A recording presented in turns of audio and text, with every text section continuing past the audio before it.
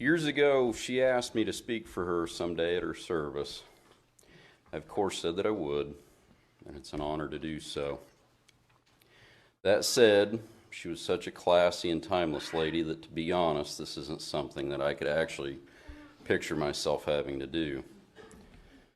To imagine a life and a time without her presence, but here we are. And this isn't easy, but we'll do our best today because we love her so much. You can always tell how much a person is loved by those around them by the number of nicknames they accumulate. Polley, Cotton Top, MP, the Myrrh, the old gray mare. I usually just called her Grandma. Her grandkids, and those she especially loved, called her Mom Polley. When I first started dating Hillary and got to know the family, there was a little bit of a mystique around Mom Polley that preceded her within the Unionville community. Highly regarded by all who knew her, she struck me as the epitome of the great family matriarch, which she absolutely was in every sense. Early on, I also had a little bit of fearful respect for her. I'd heard a few stories. Mom Polley had a single-shot .410 shotgun that she knew how to use. Well, let's just say there might have been some deer that might have walked in her flower garden over the years that didn't walk out. If she fiercely protected her flowers by any means necessary, how much more so her granddaughter? But I needn't fear. I lost both my grandmothers early on, within a few months of each other when I was 8. I knew Mom Polley longer than both of my grandmothers combined. And it didn't take her long to take me in as one of her own, and she was one of the best adopted grandmothers a guy could ask for. It always made me feel loved and accepted when she would refer to me as her grandson. We quickly bonded over our love of coffee. It didn't matter whether it was 8 a.m., 8 p.m., or 93 degrees on a July afternoon. Polley was always up for a cup of coffee, and she made some of the best. You wouldn't find any of that terrible Folgers stuff in her kitchen, only the good stuff. And I can't count the number of times that I was greeted walking in the back door of the house with a "Hey, hun, want a cup of coffee?" or offered one for the road when I left. I'll miss that very much. To me, one of the great things about Polley was how seemingly timeless and classy she was. Born on a small farm in the middle of the Great Depression, she was the youngest of 6 kids. She could tell you about living without electricity, about her dad walking behind a team of horses plowing the garden, and about tipping over the neighbor's outhouse on Halloween. One of her favorite stories to recall was that when she was around 6 years old, she tried to baptize all of her mom's chickens, and that didn't go very well.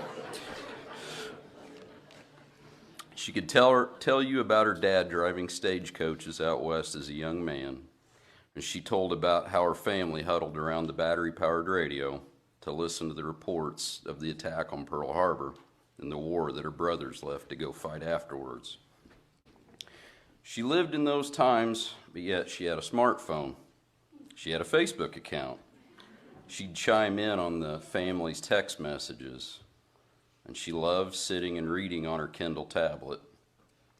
She adapted. She seized every day. She lived life. When you'd visit her home, you felt that life and that energy. You'd be greeted with a cup of coffee. There was a bouquet of flowers on the table she'd picked fresh that morning. There was always something tasty that had been baked. There was always a project in process or things that were being accomplished. There was life to be lived, and there were things to be done. Polley also had an amazing ability to belong anywhere she went. She knew people from around the world and was always ready for an adventure. In her time, she walked the streets of Florence and Rome and cruised the waters of the North Pacific. She passed on kissing the Blarney Stone, but she did take a liking to the way the Irish made their coffee. So I'm told. She boogie boarded in the waves of the Atlantic on her 80th birthday. She loved visiting the tulip fields of the Skagit Valley. She lived life to the fullest, both near and far, yet she loved her home and was always ready to return to the farm. She was common, yet so unique. She was beautiful, but not vain. She was classy, but not pretentious. She was well-traveled and knowledgeable without being worldly. Polley always knew who she was and never wavered from it. No reflection of Polley would be complete without thinking about her absolute love and immeasurable devotion to her family. On this earth, nothing meant more to her.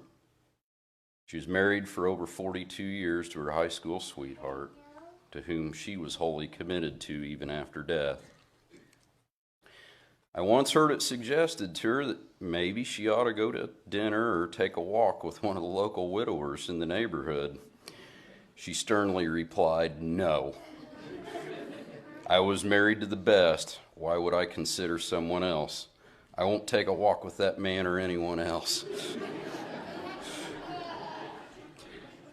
She was a mom by the age of 18 and a mom to 5 by the age of 28. Her 7 grandchildren and 10 great-grandchildren undoubtedly brought her some of the greatest joy in her life, and she certainly brought them great joy as well. A few years back, Casey got the grandkids to write down some favorite memories they had of Mom Polley. For Christmas, they gave her this jar full of those memories. I thought I'd read a few here. This one's from Kelsey. Mom Polley has a flair for life and the good things in it. I'll always remember how she treated me to fancy bath products and luxurious bedding and flannel pajamas every night I stayed with her. From Hilly.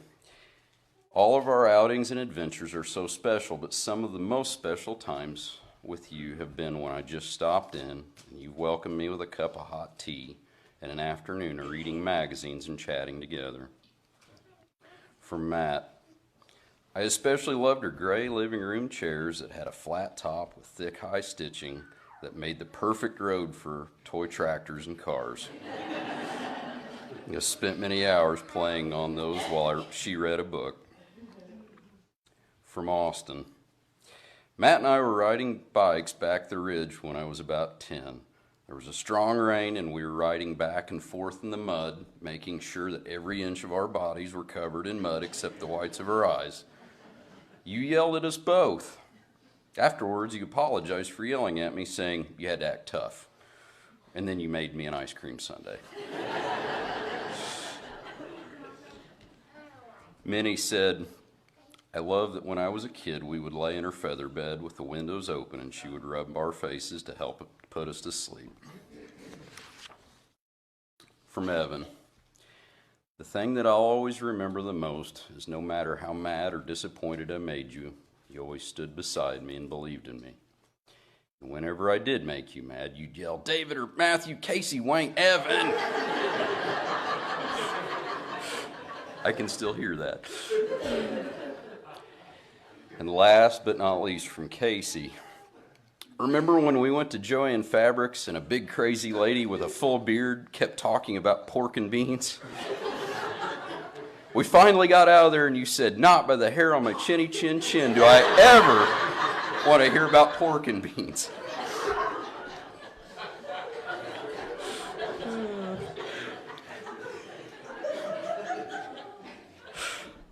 When it came time for Hillary and I to get married, there was but one location in the world that was even considered for the wedding to take place. A place that built by a lady that Hillary loved so dearly, she always knew she'd make a part of her special day. We set our vows in Polley's flower garden, the same spot that once was a part of the family garden plot and the location of the first cabin that Polley's ancestors built there in the early 1800s. When it came time to name our son, the obvious choice for us was to name him after the wonderful man who'd been Polley's life partner. Seeing Polley with all her great-grandkids, all the memories we were able to make, the holidays we all spent together, I consider some of this family's most wonderful blessings. Even as dementia began to steal some of her sharpness in recent years, she never lost the grip of her love for her babies. Very few of our conversations on the phone ended recently without her saying to me, "Bring those babies down. I miss them." I think all the grandkids brought their babies as often as they could. I've always believed that you can tell a lot about a Christian by what condition their Bible's in. Is their Bible dusty from living on a shelf, or is it well worn? Are the pages crisp and clean, or are they tattered from being turned many times? Does it look like it just came from the bookstore, or are there notes written down in all the margins? It takes a faithful soul to wear out a Bible. It's something that's difficult to fake. Polley's Bible, it's got a lot of miles on it. Hillary has said that Polley's house was a soft place to land when the world seemed hard. In his Sermon on the Mount, Matthew chapter 7, Jesus said, "Do not judge, or you too will be judged." Polley's home was a place you could go to and always feel welcome, a place you could go to find rest. She knew how to be a working example of his love, to care for others regardless of where they were on their journey. Polley knew how to live with conviction, but not condemnation, to be discerning, not divisive. A wonderful example for all of us to think about. That said, she certainly had her opinions, and she wasn't hesitant to make some things known. I've already mentioned her thoughts on Deere and Folgers coffee. She was okay with turkey as long as it was in the oven at 375 and not eating seed out of her feeders outside. She was feisty and spirited and witty, and we loved it. It was all part of a lady that was incredibly tough and resilient in so many ways. As I looked over the handful of scriptures that Polley once mentioned as being among her favorite, I noticed a common theme throughout. They all concern the love, grace, and great hope that is available through Jesus. The first from Romans chapter 5 and verse 8, "But God demonstrates his own love for us in this: while we were still sinners, Christ died for us." Another verse she cited was 1 John chapter 3 verse 2. "Dear friends, now we are children of God, and what we will be has not yet been made known. But we know that when Christ appears, we shall be like him, for we shall see him as he is." Polley anchored her faith in the great hope and love that Christ has for each of us. With strong faith, she helped build and lead her family through good times and bad. She certainly faced her struggles in life. She lost her husband at a relatively young age, lost a son, lost all her siblings and her parents, lost many loved ones in her extended family and many friends. She battled through several health issues over the years, and the last year of her life here was certainly not easy. Her faith, however, did not waver. Her faith in Christ remained strong. In the front of her Bible, she wrote, "No adversity in life is so bad that it will overshadow what God did for me through Christ on the cross." The love, the grace, and the great hope that is offered to all carried Polley through the tough times. But when the times were good, when the sunshine filled her kitchen and the birds sang outside her windows, she would put fresh flowers on the table, take a sip of coffee, and make the most of the day the Lord had given her. She lived as an example of his love and put her hope in his grace, a grace that erases all pain and sorrow, a grace and a hope that has certainly now led her to peace, to joy, and to a place of rest. I told her that as long as it wasn't sad, thank you, John. Really, I told her I would have to start out with a couple of stories to lighten the moment.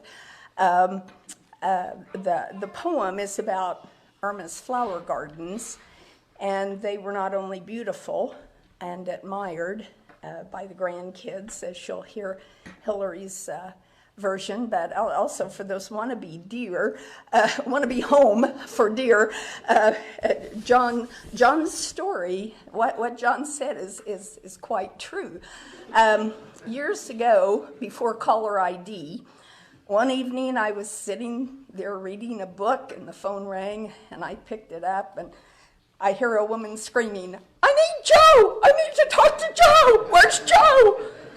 And I go, "Who is this?"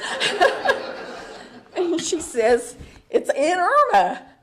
And so I yelled, "Joe, Aunt Irma needs you." And so he got on the phone and listened, and then he laughed and he goes, "It's okay, honey, I'll be right down." So he hung up and I said, "What's going on?" Joe said, "Aunt Irma shot a deer." I said, "She was hunting?" He said, No, the deer was in her flower bed. He said, "A while back, I told her that if those deer bothered her flowers, just to get her 410, just shoot in their direction, and that would scare them off." And so she did that, and she dropped it dead. Now, the more funny part of the story is, about 3 weeks later, the phone rang. I answered, and in a very calm voice, Myrrh says, "Is Joe home?" And I said, "Yeah." She says, "Send him down." So she had killed another deer. So the word probably got around. I didn't hear of any more, but she became my boys' heroes. Hero.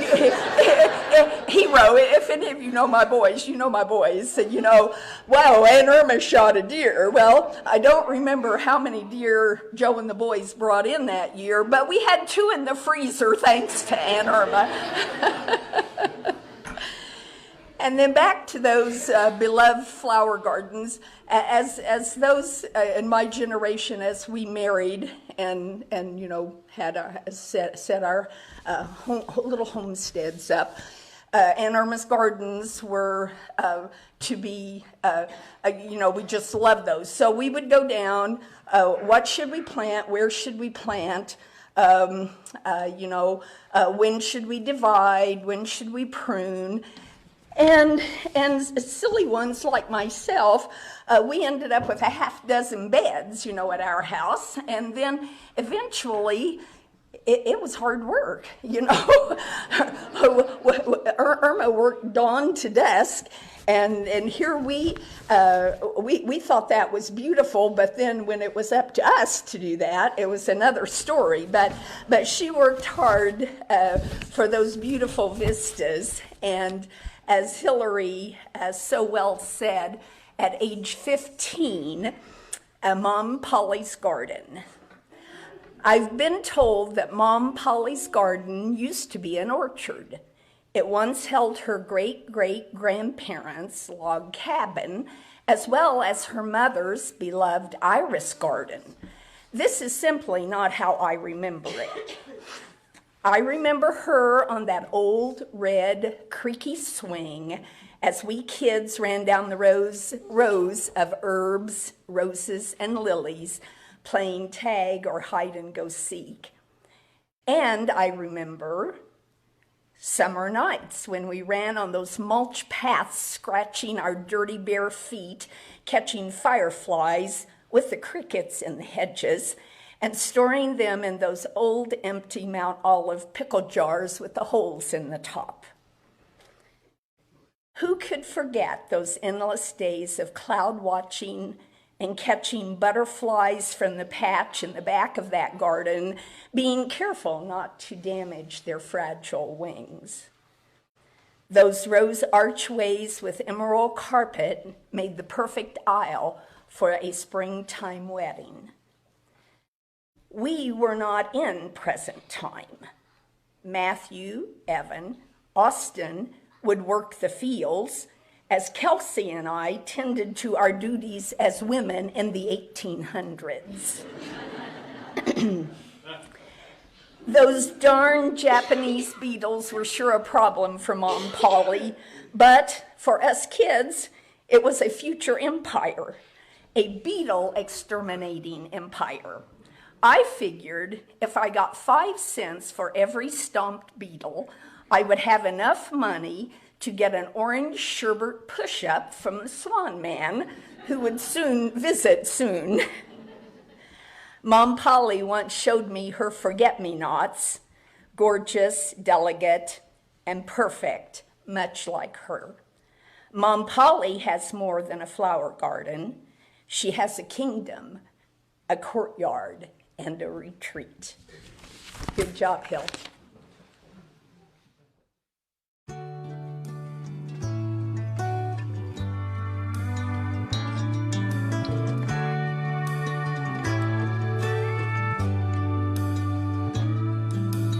Grandma had a garden in the backyard. She always had a way with things to grow. She'd be out there early in the springtime, just as soon as she was sure it wouldn't snow. She'd say, I love to watch the seeds I planted grow up into what they ought to be. Oh, I thought she was talking about tomatoes. She was talking about her family. Grandma's garden grew up strong, 'cause she weeded out whatever could go wrong. She'd say the straight and narrow is the toughest road to hoe. Just remember what you reap is what you sow. Grandma's love is what made Grandma's garden grow.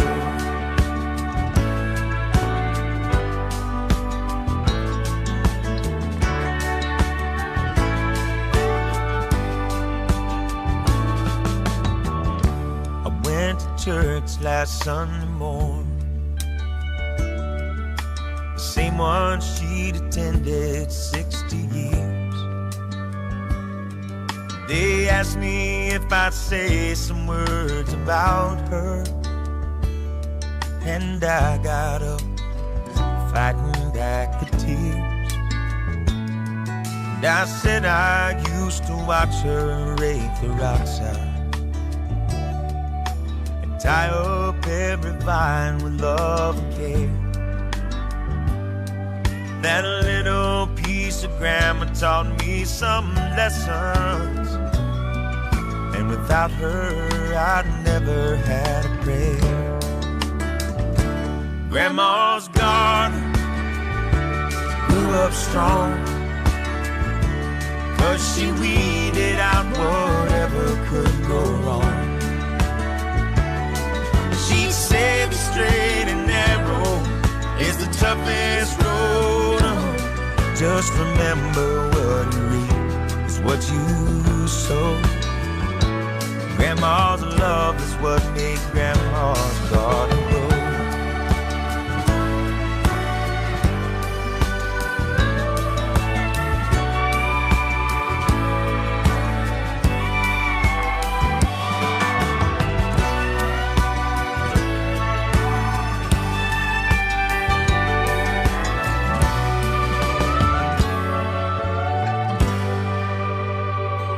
Grandma's garden grew up strong, because she weeded out whatever could go wrong. She'd say the straight and narrow is the toughest road to hoe. In the garden of the Father, now she's home. Grandma's love is what made Grandma's garden grow. Grandma's love is what made Grandma's garden bloom.